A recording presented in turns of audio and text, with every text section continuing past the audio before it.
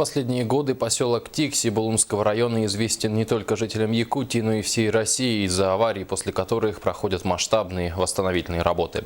О том, какая работа ведется в поселке, чтобы избежать аварий, расскажут наши корреспонденты. В феврале 2015 году разморозился водовод Ниелова в поселке Тикси-3. Было принято решение изменить схему прокладки водовода. Разработан и утвержден проект, согласно которому необходимо провести трассу водовода от озера Мелкое до Тикси-3 протяженностью 6 километров. На сегодня проложено более 4 километров. Продолжается завоз воды в расходные емкости котельной номер 25 и котельной ТТХ-3 в поселке Тикси-3. Подвозится автомашинами водовозками с декабря месяца 2014 года. Котлы доставлены, сейчас уже монтируются.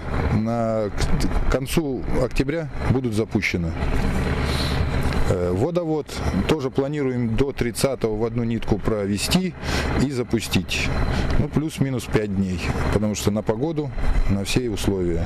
Также будут работы не останавливаться по протяжке второй линии, чтобы она была под циркуляцией.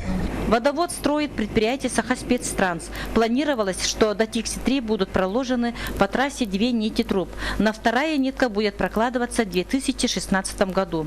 Жители поселка Тикси-3 не испытывают перебоев с подачей горячей и холодной воды. Исходя из прежнего опыта, усилен контроль за выполнением восстановительных работ объектов жизнеобеспечения.